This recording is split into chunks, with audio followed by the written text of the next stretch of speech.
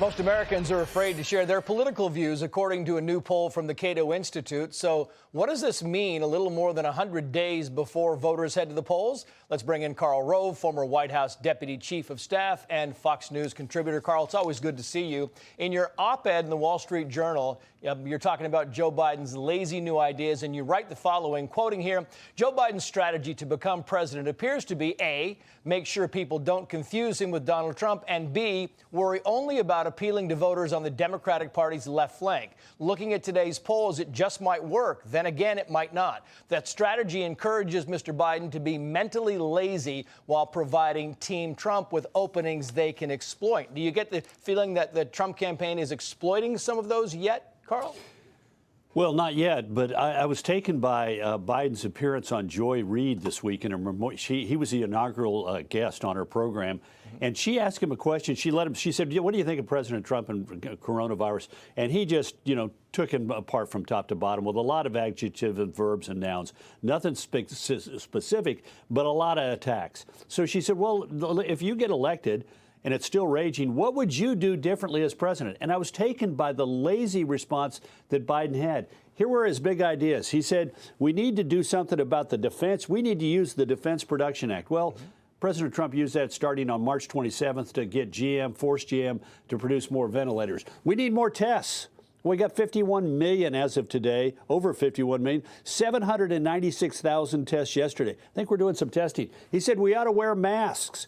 Well, April 3rd, that's when the CDC and the White House Coronavirus Task Force recommended we all wear masks. We need to help. We need to provide help for businesses. Well, in the CARES Act, on March 27th, they put ultimately $660 billion of mostly forgivable loans to small businesses.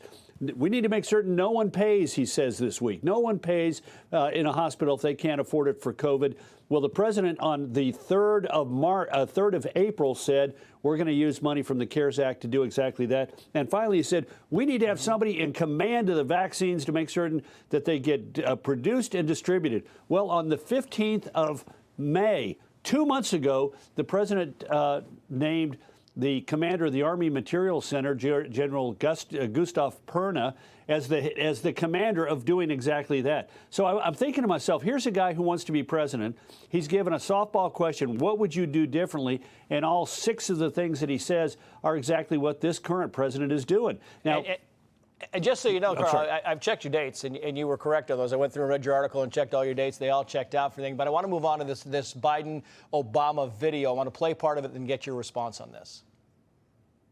This guy has generated a sense out there that people are waking up to, that he ran by deliberately dividing people from the moment he came down that escalator. You know what it's like and how lonely it can be to make tough decisions where not every decision is going to be perfect, but you got to make them and to take responsibility for it. He apparently went to D.C. at some point and did this video, and you point out in your op-ed that he has still not sat down with a journalist.